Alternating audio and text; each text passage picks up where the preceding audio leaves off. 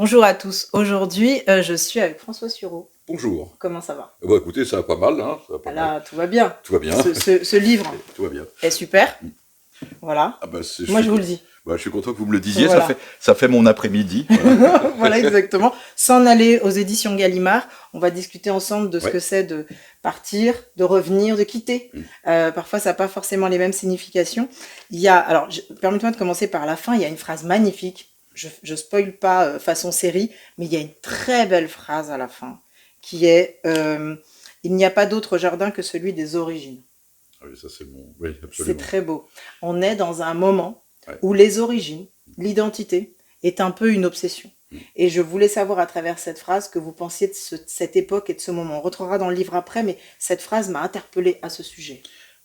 Alors si vous voulez, ça c'est une question extrêmement difficile. En fait, et je ne suis peut-être pas totalement au clair moi-même avec la réponse que je peux donner, je suis absolument partagé entre deux choses. D'abord, cette phrase vient chez moi d'une lecture extrêmement fréquente de la Bible dans sa première partie, c'est-à-dire dans le livre de la Genèse, où je me suis longtemps interrogé sur la signification du paradis, et en particulier de l'expulsion du paradis. Qu'est-ce qui se passe quand on est au dehors? Très belle chanson de Leonard Cohen, où la figure qu'est Leonard Cohen, qui est une sorte de juif errant dans ce passage, dit « Now you're out, what are you going to do ?» Voilà. Maintenant vous êtes sorti, qu'allez-vous faire? On est sorti du paradis terrestre. Par ailleurs, j'ai toujours pensé que le paradis terrestre était plutôt à la fin de notre aventure humaine qu'au début, mais en tout cas, le livre nous présente sortie, et face à ça, nous avons finalement deux attitudes entre lesquelles je me serais partagé toute ma vie. Une attitude consiste d'une certaine manière, à se satisfaire de cette condition de voyageur, c'est-à-dire nous en sommes sortis, et notre essence est d'en être sortis, et de ne pas essayer de retrouver un paradis qui n'existe pas, soit par l'utopie politique, soit par des constructions absolument mythologiques, c'est-à-dire de se satisfaire de cette condition de voyageur. Et puis l'autre partie consiste à être attaché à l'endroit d'où l'on vient. Oui. Et je me partage, selon les années, selon les époques, exactement entre les deux. Ces derniers temps, j'ai éprouvé la tentation de me méfier plus fort que jamais de ce que Lévinas appelle les niaiseries de l'enracinement. C'est-à-dire que quand j'étais jeune, je peux dire ça maintenant, quand j'étais jeune, quand nous parlions entre nous, entre amis, on se demandait ce que nous voulions faire de notre vie, ce que nous voulions apporter à la collectivité des humains. Certains ne voulaient rien apporter du tout, et juste écrire des livres ou vivre une vie agréable. Mais la question d'où tu viens, es-tu normand, breton, arabe, juif, grec catholique, melkite ou fils de réfugiés espagnols, était en fait indifférente. Et parfois, j'ai la nostalgie de cette époque où nous communions tous dans la même nature humaine, au-delà des différences de l'origine. Vous voyez ce que je veux dire? Vraiment au-delà des différences de l'origine. Ouais. C'est ce que j'ai aimé à la Légion étrangère, par exemple, où les gens viennent de partout et où, au fond, on se rend compte assez vite, surtout face à des circonstances parfois difficiles, que l'essentiel n'est pas là. Quand on a admis que l'essentiel n'était pas là, quand on a admis que la fraternité se fonde sur autre chose que les illusions de l'origine, alors, curieusement, on peut éprouver un grand plaisir à constater que tel de vos camarades fait le ramadan et que tel autre récite des choses le vendredi soir et que le troisième aime le carême et que le quatrième n'en a rien à foutre de tout ça parce qu'il préfère Voltaire. On peut aimer ça, ces singularités. On peut aimer ces singularités, et je les aime, je dois dire, hein, dans la mesure où précisément elles n'atteignent pas le reste, dans la mesure où le reste de la grande nature humaine indifférenciée nous est en partage et que nous pouvons l'aimer. Oui. Vous voyez ce que je veux dire? Oui, complètement. Et ce qui me frappe beaucoup aujourd'hui, c'est la division absolue entre ceux qui présentent une universalité détachée de toute origine. Oui. Là, en politique, par exemple, la République, les valeurs républicaines, je ne sais pas exactement ce que c'est. Mot valise. Mot valise. Et ceux qui, de l'autre côté, à l'inverse, ne voient pas de salut autrement ailleurs que dans soit la réparation d'une origine malheureuse, soit dans l'exaltation de cette origine et de sa destinée historique. Et au fond, ces deux tendances me sont également étrangères. Oui, étrangères. J'aime à la fois l'idée de cette nature humaine qui est que nous avons en partage tous et qui est plus importante que tout, et en même temps une espèce d'amour sentimental et presque charnel pour les singularités de l'origine. Singularité de l'origine. Ça fait du bien de l'entendre dans des moments de clivage où on a le sentiment qu'on ne se rencontre plus, qu'on ne s'entend plus. C'est pour ça que je voulais commencer cette interview par cette dernière phrase de livre qui est fondamentale et qui parle du ton du livre. Vous dites aussi « toute destination, une fois atteinte, fait naître l'envie de partir ». Alors, ça c'est vrai que c'est un autre point. C'est qu'au fond, il y a peut-être différentes catégories de personnes, et dans ce livre, il y a un côté personnel, c'est-à-dire que j'ai fini par admettre, après des années, que j'appartenais à une catégorie de personnes qui ne se sentaient pas nécessairement à l'aise quelque part. Ouais. Voilà. Et la raison pour laquelle j'ai parlé de tous ces auteurs dont je parle dans le livre, c'est que j'ai découvert, en vivant avec eux au fil des années, que... comment dire, ils étaient déjà partis avant d'être partis. Oui, Hugo, Stendhal, Chateaubriand. Ils étaient partis avant d'être partis.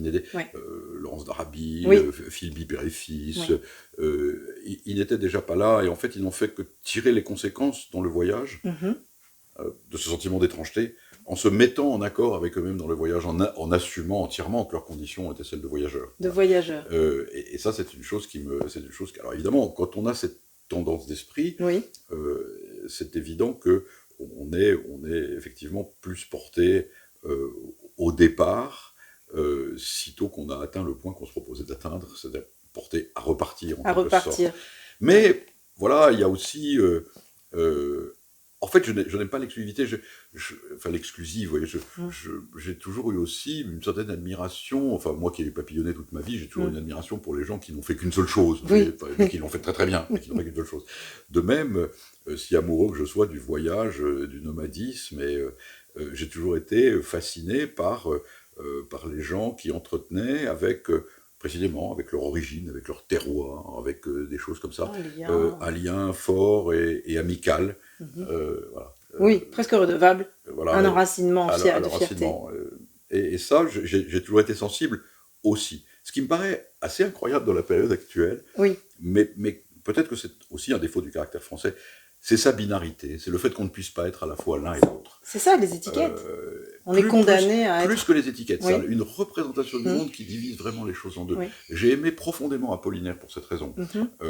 Apollinaire est quelqu'un de tout à fait étonnant, c'est-à-dire un type alors absolument cosmopolite, fils d'une aristocrate polonaise assez déjantée, et probablement d'un évêque monégasque ou italien, ou d'un officier de l'armée italienne, pratiquement abandonné très tôt, devenant français par hasard, ayant d'ailleurs maille à partir avec la justice française, comment dire, féministe, écrivant sous un pseudonyme de femme, défenseur à l'époque des droits des homosexuels, à propos de Jean Lorrain, ce qui était assez précurseur, et en même temps, défenseur du cubisme, et en même temps, comme on dit, le soldat amoureux de la douce France, le type pour lequel son plus beau jour est le jour où il revêt la tenue bleu horizon, il n'était pas obligé d'y aller, il n'était même pas français. Donc je me suis toujours demandé d'ailleurs comment il avait fait pour s'engager dans l'armée française en 15 alors qu'il n'était pas français. Il aurait dû s'engager à la Légion étrangère. Apparemment, il a payé un type à Nice pour pouvoir s'engager dans l'artillerie.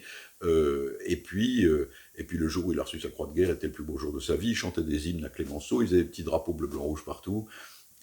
Et j'ai aimé Apollinaire parce qu'il est polyédrique, parce qu'il ne se laisse pas facilement saisir, et parce qu'il aime tout ça à la fois. Et ça me paraît absolument tout ça le constitue. Ça ne peut marcher qu'avec l'amitié. Ce qui me frappe à l'heure actuelle, mais ça a l'air un peu béni de dire ça, mais ce qui me frappe à l'heure actuelle, c'est chez ceux qui sont d'un camp, et encore une fois, moi je suis plutôt du camp du déracinement que de l'enracinement, l'absence d'amitié pour ceux qui sont dans le camp d'en face. Une absence d'amitié complète, c'est-à-dire une manière de dire que l'anathème, comme autrefois, vous savez, hors de l'église, point de salut. Alors, pour les uns, c'est hors de l'église de l'enracinement, point de salut. Pour les autres, c'est hors de l'église du déracinement républicain, point de salut. Et cette absence complète d'amitié pour les destinées individuelles me paraît très caractéristique de l'époque. Oui, c'est très particulier, parce qu'on n'arrive pas à faire de l'autre quelqu'un qui pourrait nous compléter. L'essentiel est de penser en silo. Oui, absolument. Si on ne pense pas ensemble, on pense comme un réseau social. Absolument, chacun dans sa niche. Chacun dans sa boîte. Mais je parle même pas de pensée. La consommation de réflexion. Je ne parle même pas de pensée d'ailleurs, parce que moi je ne suis pas vraiment un conceptuel, mais je n'ai pas d'intelligence théorique, mais je suis très sensible à la couleur de la pensée. Oui, oui, je comprends. Et certaines couleurs de pensée me paraissent extrêmement hostiles et sombres, et d'autres me paraissent beaucoup plus amicales, quel que soit leur fond. Oui, oui, bien sûr, d'adaptabilité. Partir la question pour vous, est-ce que, alors je connais déjà la réponse, mais je vous la pose quand même pour nos spectateurs, c'est s'extraire, c'est s'enlever, se retirer, ou c'est se réconcilier avec soi-même? Alors, je vais essayer de répondre que c'est ni l'un ni l'autre. Ah. Ouais. En fait, c'est évidemment, il y a dans le fait de partir, il y a évidemment l'idée de la coupure, au sens où le départ, comme la partition, comme on se départit d'eux, enfin, je veux dire, même sur le plan du vocabulaire, c'est comme un couteau qui tranche. Il y a quelque chose de ce genre-là. Et dans l'acte de trancher, en effet, de se réconcilier avec soi-même. Il y a quelque chose de plus profond dans le départ, c'est ce que je disais par rapport au personnage dont je parle dans le livre, c'est une conscience aiguë du fait de n'avoir pas été là, de n'être jamais là, soit qu'on soit immobile, soit qu'on s'en aille, soit qu'on revienne, d'avoir cette impression que pour ma part j'ai toujours eu depuis l'enfance, que j'étais séparé par une sorte de voile de la réalité du monde. Alors ça peut vous... J'imagine que ça pourrait tout à fait me mener au cabanon, mais c'est un sentiment vraiment extrêmement profond. J'ai toujours eu l'impression que même qu'il y avait quelque part un endroit dans le monde, peut-être après ce monde, qui sait, où même la conversation que nous avons ensemble, même les gens qui nous regardent la voir, en fait, que cette conversation, partagée par d'autres, qu'il existait un endroit dans le monde où elle prendrait son véritable sens. Que ni vous ni moi n'en connaissons le véritable sens, mais qu'elle s'insère de manière assez mystérieuse dans l'ordre du monde, de manière quasi parfaite, alors qu'ici, elle n'est présente que de manière imparfaite, puisque nous sommes sur cette terre. Et pour moi, le départ, le voyage, est une espèce de tentative, toujours inaboutie, toujours destinée à être recommencée, d'écarter ce voile, ce que Rimbaud écrit de manière classique dans « La vraie vie est absente, nous ne sommes pas au monde ». C'est une recherche, c'est une quête en partant. Alors, à 23 ans, vous rentrez en Conseil d'État, il y a eu la Légion, vous avez vous êtes avocat, l'Académie française. Il y a une envie chez vous, justement, d'une quête, d'une gourmandise de la vie. Alors, j'aime bien l'existence. Ça se sent, de toute façon. Je ne sais pas si ça se sent, mais si. En tout cas, je l'aime bien. Il suffit de lire et de vous écouter. Voilà. En tout cas, je l'aime bien. Les avatars de ma vie professionnelle, au fond, sont pas, à mes yeux en tout cas, pas très importants, sauf d'une certaine manière l'avatar, curieusement d'ailleurs l'avatar militaire, alors même que je n'ai jamais été un militaire de carrière, parce que le fait d'aller dans des théâtres d'opérations extérieures m'a mis vraiment en contact de manière parfois assez violente avec la réalité du monde, et que j'en ai tiré beaucoup plus que ce que j'ai dû faire par ailleurs pour gagner ma vie. Il se trouve que le droit, c'est comme les mathématiques, on est bon, on est mauvais, et quand j'étais jeune, j'étais assez bon en droit, ce qui explique que j'ai fait du droit au Conseil d'État ou comme avocat, mais d'une certaine manière, je ne m'y suis jamais senti, tout mon être ne s'y est jamais senti totalement engagé, sauf sur un point, qui a été à un moment de mon existence, la défense des libertés publiques constitutionnelles, parce que je trouvais qu'elles étaient incroyablement menacées. J'étais très frappé du fait qu'elles étaient... J'étais moins frappé du fait qu'elles étaient menacées, parce qu'il y a toujours des périodes difficiles dans l'histoire où on réduit les libertés, que j'étais moins frappé par ce fait-là que par le fait que les menaces qui pesaient sur elles montraient l'oubli dans lequel nous étions de ce qui nous constituait en tant que démocratie libérale. C'est-à-dire la capacité à transformer les passions populaires dans la démocratie représentative, à admettre que toutes les opinions, même blessantes, s'expriment parce qu'il faudrait bien en faire quelque chose, et ainsi de suite. Et ça, vraiment, c'est quelque chose qui m'a... Mes deux moments d'insertion dans le monde, en dehors du fait d'écrire des livres, qui un mode d'insertion un peu particulier, ont eu trait à ça. Soit l'expérience des zones de guerre, soit l'expérience brutale du fait que nous étions parfois portés à oublier ce qui nous constituait. Oui, totalement. C'est pour ça que les réponses que vous nous apportez aujourd'hui sont importantes quand on est dans une communication plus un individualisme et que le mot République vient se confronter à celui de la démocratie, alors que pour moi, ça n'a pas exactement le même sens. Il y en a un qui est un mot valise, d'autres qui parlent de la démocratie dont vous parliez là. C'est important d'entendre vos réponses parce que voilà, ça permet de convoquer la réflexion, de penser à l'instant présent, à ce que nous sommes en train de vivre par rapport à la démocratie et à la liberté. Oui, alors... Après, c'est très difficile parce que ce sont des mots qui vont dans tous les sens. Par exemple, par liberté, pour ma part, je n'entends pas simplement la liberté de boire des bocs en terrasse ou de faire ce qui vous plaît, ou de péter les centres-villes à coups d'abribus, mais plutôt cette espèce de dispositif compliqué des libertés publiques et de la liberté de s'exprimer, de penser, de parler, qui est inséparable de la démocratie représentative et qui peut nous permettre un progrès dans l'histoire. Bon.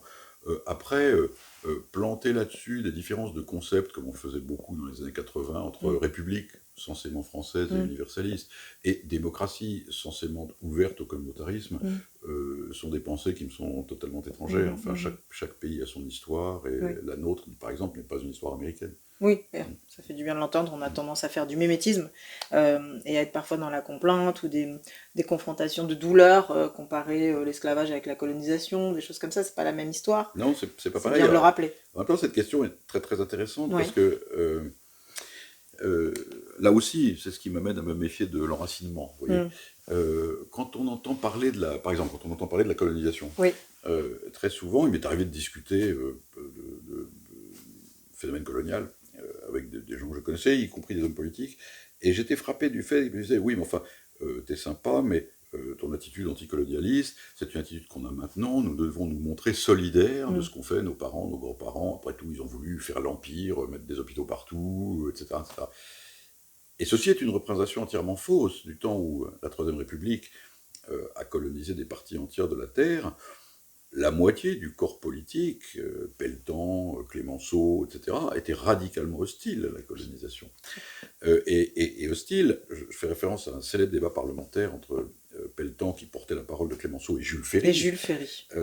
Il était hostile pour des raisons de fond, consistant à dire, écoutez, dès lors que nous réclamons la Déclaration universelle des droits de l'homme, enfin, pas au sens du texte contemporain, mais de la Déclaration des droits de l'homme, il me paraît assez difficile, disait Pelletan, qu'on vienne expliquer que certains peuples ne pouvaient pas y avoir accès, et en particulier ne pouvaient pas se déterminer eux-mêmes. Sauf à ce que vous considériez, disait Pelletan à Jules Ferry, que vous pensiez que certaines races sont intrinsèquement inférieures, ne peuvent pas accéder aux idéaux de la Déclaration. Et ce débat traverse tout le 19e siècle, c'est-à-dire que on peut parfaitement être, comment dire, fidèle à l'histoire de son pays, en se réclamant de ceux qui, par exemple, à l'époque, pour de bons motifs, n'admettaient pas la colonisation. On observe d'ailleurs que ça s'est tout à fait reproduit au cours du XXe siècle. Moi, je me souviens qu'une large partie, Simon Leys était très critique à l'égard de ça, naturellement, mais je me souviens qu'une très large partie, en dehors des maoïstes fanatiques qui étaient complètement déjantés, mais une très large partie de la classe politique modérée, Perfit, Giscard, etc., expliquait que, au fond, c'était pas grave si le maoïsme était un épouvantable despotisme, vu que les Chinois n'avaient pas la même idée que nous de la liberté. Eh bien, si, ils l'ont, car sauf à cesser d'être lui-même, l'Occident ne peut pas cesser de considérer que la liberté est quelque chose qui a à voir avec la nature humaine dans son ensemble. Exactement. Sans considération d'origine ou de localisation. La liberté n'est pas un machin occidental. Un machin, oui. Ouais, c'est quelque chose d'assez frappant. Donc c'est pour ça que un peu de déracinement, si je puis dire, par rapport à une histoire coloniale fantasmée de part et d'autre, en réalité. Est quelque chose qui fait plutôt du bien, mais voilà, c'est assez rare. Le livre donc, que vous nous proposez là, S'en aller, c'est une histoire on a le sentiment de voyager dans votre esprit, dans votre vie, dans vos amours, dans ce que vous aimez lire, dans les rencontres que vous avez faites. Et c'est très, très, très, très important parce que c'est comme un legs de ce que vous avez découvert. Est-ce que c'était la volonté première? Oui, enfin, oui, c'est-à-dire qu'il y a un moment où, ça se passe comme ça dans la vie, je pense. Il y a un moment où je me suis demandé, non pas qui j'étais vraiment, je trouve qu'on s'occupe toujours trop de soi-même, mais où je me suis demandé ce qui m'avait si fort retenu depuis mon enfance, dans un certain nombre d'écrivains que j'avais lus, ou d'un certain nombre de personnes qui m'avaient attiré, qui m'avaient aidé à vivre, et je me suis rendu compte que c'était la forme, parfois excentrique, parfois étrange, qu'ils avaient donnée à une destinée absolument marquée par un sentiment d'étrangeté au monde. Et c'est la raison pour laquelle j'ai voulu leur rendre un hommage. Voilà, et comme évidemment, ça raconte aussi mes relations avec eux, il se trouve que j'ai pu évoquer certaines parties de ma vie Bien sûr. En lien avec ce qu'ils avaient connu. Hugo, c'est celui que vous appréciez le plus, ou il y a des égalités? Oh, il y a plein de... J'aime énormément Hugo, mais d'un autre côté, j'aime énormément un auteur dont je parle très peu dans le livre et qui est très important pour moi, qui est Chateaubriand. Chateaubriand, soit j'ai cité tout à l'heure. Vous en parlez peu, mais quand vous en parlez, c'est concret. Voilà. Vraiment, en fait, j'ai aimé aussi Les Dépoussiérés. Vous voyez, j'ai aimé Hugo, qui est à la fois sur son rocher en train de fulminer des anathèmes contre l'épouvantable gouvernement de Napoléon III, et puis qui en même temps, le soir, arrive à rentrer chez lui et à écrire les chansons des rues et des bois, qui sont un chef-d'œuvre de non-obstance, qu'on disait Baudelaire, qui n'aime pas du tout, de tendresse et d'amitié. Et Chateaubriand, c'est pareil. L'aristocrate breton élevé dans les solitudes de Combourg, qui tout d'un coup se met à prendre feu et flamme pour la liberté, pour des raisons tout à fait étranges. Voilà, j'aime ça, je l'avoue, j'aime les contradictions, voilà, c'est Baudelaire qui disait on a oublié 2 droits dans la Déclaration des droits de l'homme, le droit de se contredire et celui de s'en aller. Ah, c'est magnifique, voilà, et celui de s'en aller, est-ce que c'est de là? Exactement. Ah d'accord, c'est de cette phrase, s'en aller? J'ai failli la mettre en exergue, et puis elle était assez, voilà, on a oublié 2 droits dans la Déclaration des droits de l'homme, le droit de se contredire et celui de s'en aller. Ah, c'est génial. J'ai pas envie de vous laisser vous en aller, mais il va falloir. Il va falloir. Mais en tout cas, merci beaucoup. Je conseille vraiment S'en aller. Le chemin des morts aussi, livre très important qui est sorti il y a une dizaine d'années maintenant. Voilà, fondamental, très court, très bien. Et c'est absolument facile d'accès, c'est beau et ça permet de rêver tout en étant installé dans le concret. Voilà. Merci à vous. J'aime vos livres. Voilà, donc je le dis. Merci beaucoup et à très bientôt. Merci. Au revoir.